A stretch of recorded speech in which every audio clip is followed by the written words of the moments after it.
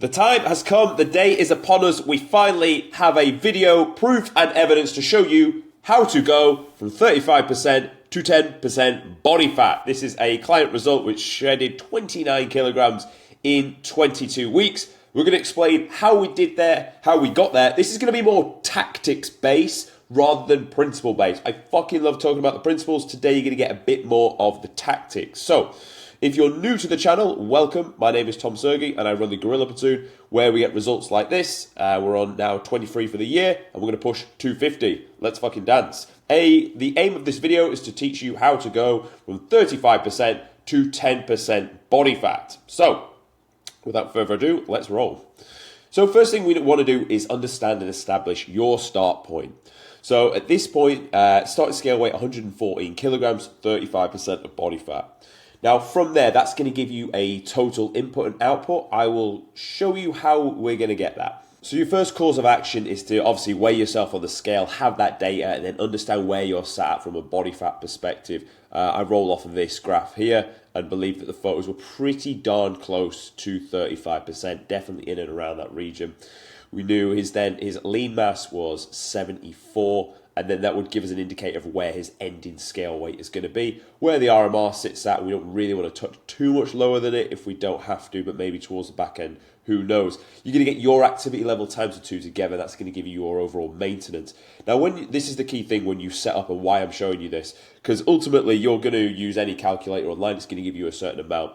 You don't need to go massively aggressive really on, even though you're 35% body fat, because just by aligning yourself to a diet for something to follow, you will drop off weight, and you will drop off a lot of weight quite quickly in the beginning. Even if you are in a deficit, you will drop off kilos in the beginning. You want to start higher and give yourself some room to play with, because it's going to be a long old journey, right? If you're coming down from 35 to 10% body fat, I mean, do the math, pretty much going to need to pull off best part of 30 kilo, right? So this is the process. So with this, obviously, if you're weighing in at that much, you need a good amount of protein, just shy of 180. Fats at 54, 20% of this target, and carbs at 308. So that's how we got his initial setup and starting point. And then no need for cardio in this initial stage, but do 10,000 steps. If you're 35% body fat, you do 10,000 steps. If you're 35% body fat, you are significantly heavier than what your frame of structure is. Doesn't matter how tall you are. If you're 5'6" and you're 35% body fat, you're carrying a lot more weight on your frame than your frame was really built for. And obviously you didn't get stronger getting this weight either. It's just adipose tissue. So by walking, you will burn a shit ton of calories, because if you and someone else that's 10% body fat do steps, it is not the same. You are burning significantly more calories when you are walking, because you have to carry your fucking carcass around with you. So 10,000 steps. We opted for a 4-day training split. Now we opted for a 4-day because of the busy lifestyle that this guy was going to be dealing with, and he didn't have the time to go for a 5-day split, so we went for a 4-day, which I'll go through in the training section of this video. So this was our initial setup.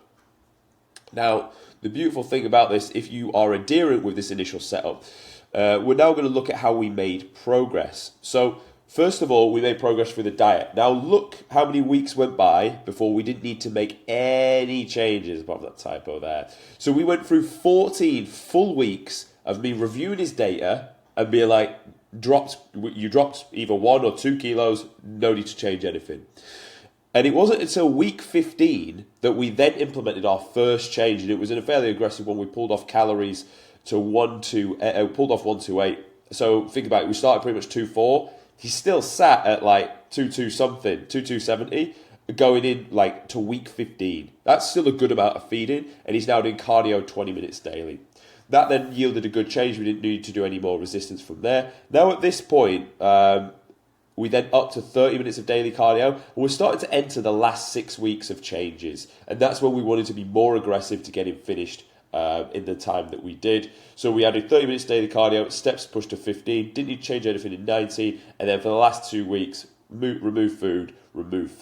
I thought I'd show you as like a transition of how it was. I thought I'd break it up into 6-week blocks. So you got his start photo, what he looked like at week 6. And the reason I'm showing you this is, if you're going from 35% body fat, you won't look that much different 6 weeks in. Even if you've dropped 10 kilos, you won't look that much different. And that's okay. And that's why I show you this. So that like if you set yourself off on this journey, you start making progress, you start thinking, I'm not really looking that much different. It's all right. You won't. You won't in the beginning. If you start at 35% body fat. Because as well, and in a weird way, maybe you could even say he looks fatter in this photo here. Because as you lose inflammation, muscle glycogen, water weight, the skin may actually look less tight against the midsection, and in doing so, in a weird way, makes you look softer. So that's something to consider for your own mindset, really, moving forward. As we start to get to week 12, drastically, you can see looks pretty different. From 12 to 18, like night and day difference, and obviously from 18 even to 22, absolute night and day difference with the before and after at the absolute end of the two looking like really, really different. So the message from this and the tactic from this is we set you up, right? Or you set yourself up at a certain amount of calories with that macros on a certain training split with a certain amount of steps and cardio. And then what you're going to do is adhere to that plan and track your data each and every week. Scale weight every day, photos every week, food tracked every day, steps tracked every day, sleep tracked every day. And at the end of the week, you're going to make a change if you need to. But I guarantee you, if you follow that and it was set up well, you're going to be dropping 2 kilos a week, probably for the first 5 weeks. 10 kilos will come off rapid. To go from 35 to 30% body fat, it happens really quick. To go from 30% to 25, also pretty quick as well. As you start to get from 25, a kilo a week is absolutely perfect, and even towards the last stages. So why I show you this is, you're not going to make changes if you don't have to, because you want to rinse out the plan for as long as you possibly can to get the result out of the plan. Then you're going to make a change. You don't need to suffer if it's working. If it's working, you're already in deficit, so don't change anything. Only pick your punches when you need to. So this is literally how we made progress and how we dieted him down. Now, to supplement that, we also need to make sure the training is on point. So let's go over his training split and then what we were looking for from his training. So we gave him a 4-day training split, and this allowed to then have 3 rest days throughout the week. This is good for people that are quite busy and don't have all the time in the world to get to the gym, but they're a little bit more advanced than a beginner and they cannot afford that 4th day. So we break the sessions down into full body push and then full body pull, and you're going to repeat that 2 days later. So 2 days on, 1 off, 2 on, 2 off, or however you want to spread it out is entirely up to you. But this is the split we followed. So pec deck, incline dumbbell press, leg press, dumbbell shoulder press, cable lateral raise, rope push down, and overhead cable tricep extension. Pull day was single arm pull down, dual dumbbell row, line hamstring curl, lat pull down, dumbbell preacher, ab crunch, and then incline dumbbell bicep curl. Now, you'll notice there's not that much attention to legs, and there isn't for a reason. The goal was to build an upper body aesthetic physique, so we geared our training around that. If you wanted full global development, then you'd probably look to put another leg exercise into both days. But you just have to ask yourself, what do you want? What is the priority? There's no real right or wrong when it comes to programming. It's just, what is the goal and what do I need to use to get to the goal? For most guys that come to me, you've seen the results we get. The goal is upper body aesthetic physique. So all my programs are geared with that goal in mind. Next thing we want to look at is tempo. So how fast he's performing each repetition. We go for basically a slow on the way down, 3, 2, 1, stop, pause at the bottom, and then drive the load back up. Rep ranges will differ depending on the exercise that you're doing. Some will require a heavy top set, 6 to 10, and a back off, 12 to 15. Some will require 2 top sets and a back off, and then on isolation stuff, we're going to go higher rep range as well. We always use RAR as the means and measures of training for intensity. RAR is how many reps could you have done when you finish the set.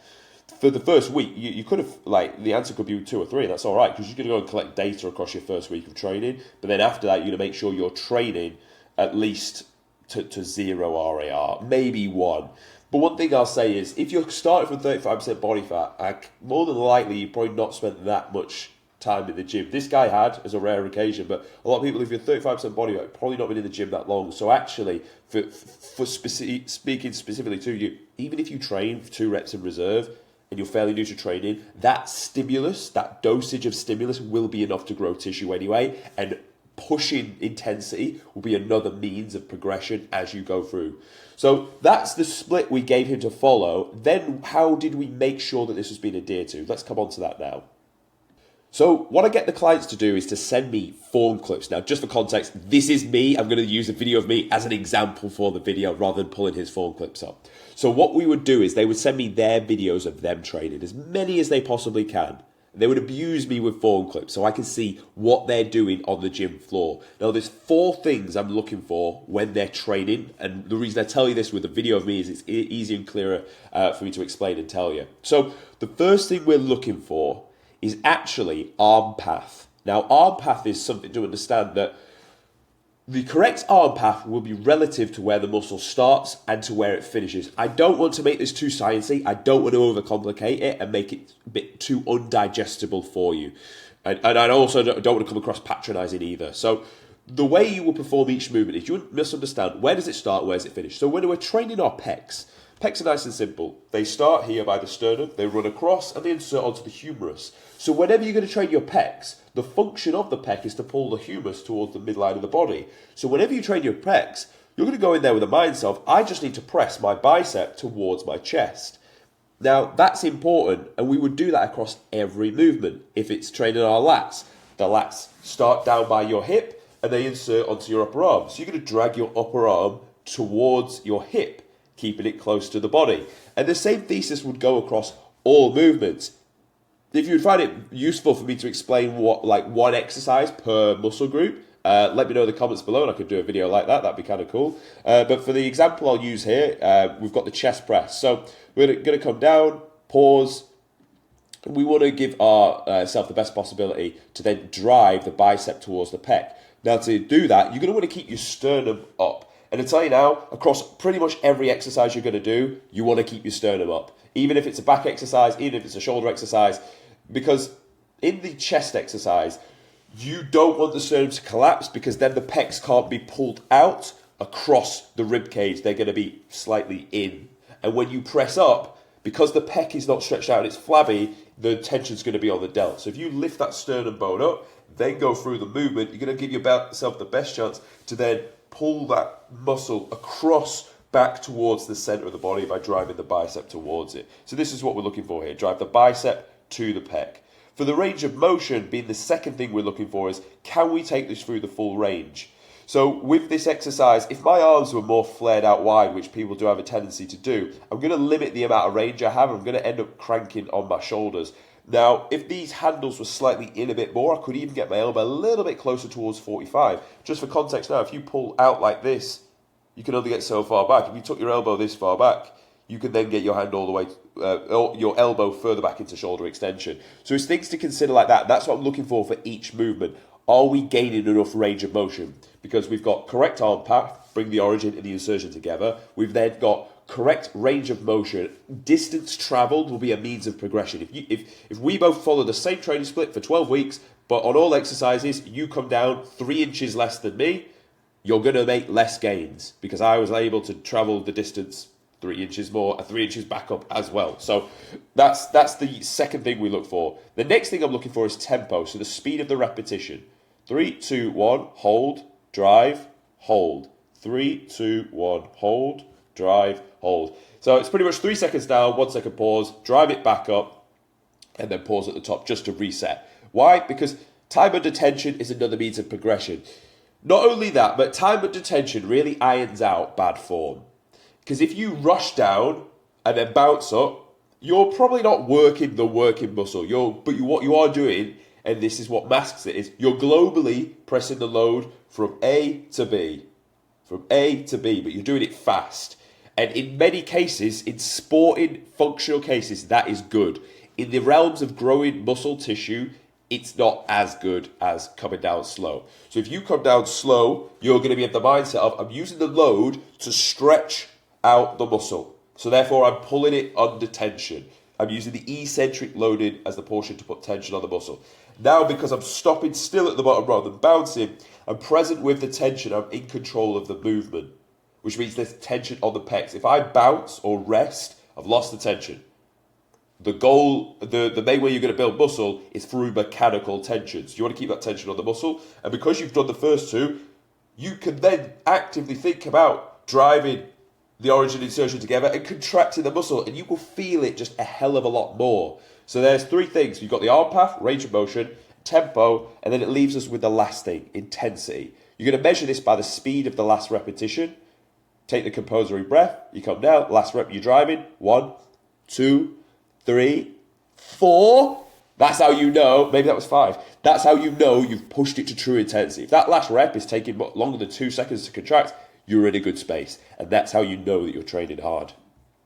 So that's what we did for training and how to perfect that. So far we understand we set up by using our scale weight photos, and that's going to give us a start point. The start point, you're going to track all data across the week and understand what result you got off the back of that. You will then change or not change if you did or didn't make progress. For the longest of time, we made progress. We didn't need to change it. But when we did, we pulled a lever. We either decreased food or we increased food output. We kept doing that until we got to the goal. When it comes to your training, the split will be relative to what you can realistically do consistently. Like if sometimes you can do a 4, sometimes you can do a 5, just stick to a 4, honestly, because you want to be able to look at your logbook, progress what you did last time, and consistently progress that with the same amount rather than trying to like chop and change stuff. Then from there, you're going to make sure you're training with the 4 elements we've just spoke about.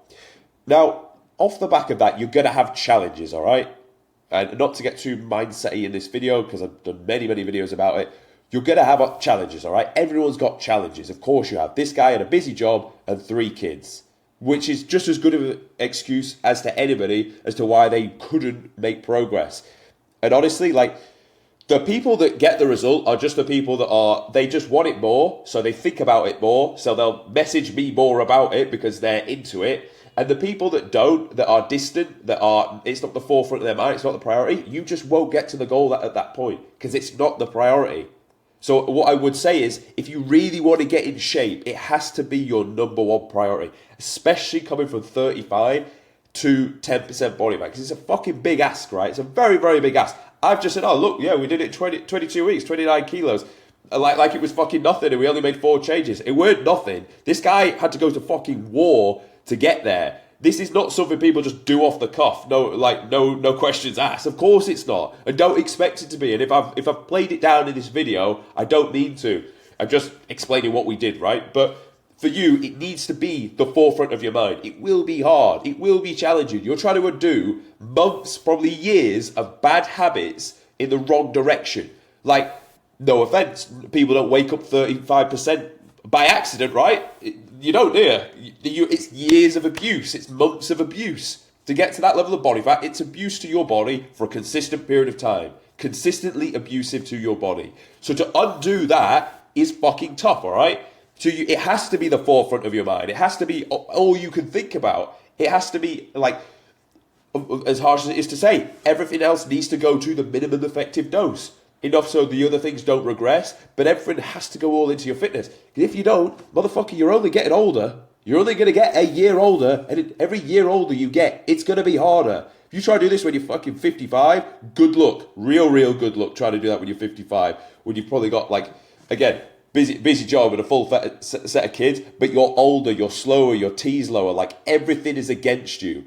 The clock is literally against you for getting in good shape. So don't wait another fucking day if you're 35% body fat. It needs to be the only thing you can think of, and you need to go heaven and earth in order to get there. Because I tell you that, if you don't, you'll grow old, you'll go fat, you'll fall over, you'll fucking fracture your hip, you'll just have problem after problem because you weigh too much for your physique, for your skeletal system, and your skeletal system is only getting weaker because most people, if they're 35% body fat, probably not lifting weights in the gym, right? So you're only getting weaker and you're still heavy as fuck. You're just going to have a very hard time of life. So if that's not enough for you to go and get it squared away, nothing else really will be. But the point I'm making with this is it was his primary focus. He made it happen. There was never an excuse. There was never a reason why he couldn't get the thing done. And that's the attitude you need to have. You need to think that whatever needs to be done, it's done. I will go and fucking do it. No questions asked. Because if you don't have that mindset, if you have the half foot in, half foot out, you won't get the goal. I'll tell you now. You might get to 30%. Who gives a fuck? You're still fat at that point, let's be honest. So that's all I'll say on that. Good work from him. Take that approach and apply it. Then, as some morale to finish, this was the end result we got. So, end result, 85 kilograms on the bar, and then 10% body fat. Good physique to fucking look, well-rounded, nice from the front, arms up, and back shots coming in here as well, and now he literally looks like a fucking bodybuilder, which is kind of cool. So what's next for this guy? What would be next for you at this stage? You're going to go into a reverse diet plan, and how that's going to structure is you've got your input and output, and then you've got your maintenance. So we need to get you back to maintenance, but we want to be strategic about it. If we put you back at maintenance and pull your cardio right out, your body's not going to be able to cope with that increase of food and be efficient in the way it uses it. So we want to staircase our way to it. So we're going to add 200 calories, 250 calories in the first sitting to bring food back up. We may shave cardio from 30 minutes to 20 minutes. Again, run this out for another week. You should technically still be in deficit. You may even drop a bit, but where you're eating more food and this food inside you, you should weigh at least another kilo more. If that happens, perfect. Week 2, you're going to increase another 200 calories. And again, shave the cardio down. You may want to keep cardio in at 20 minutes daily. I think the sweet spot for cardio is at least 3 times 30-minute sessions per week for heart health. Even at going into a gaining phase is absolutely fine. But at that point, if you can keep cardio in, you can keep adding your food back up and you get to maintenance feeding quicker. And let's be honest, you want to have the flexibility and the ability to have that off-plan meal and it not hurt the physique that you've done. So that's how you're going to approach it in the reverse diet phase. But that is how we took someone from 35 to 10% body fat, 114 to 85 kg. Start result, end result. I hope you found it useful. If you did, subscribe. If you want to work with me, there'll be a link in the description. Book a call. Thank you for watching, and I'll see you tomorrow.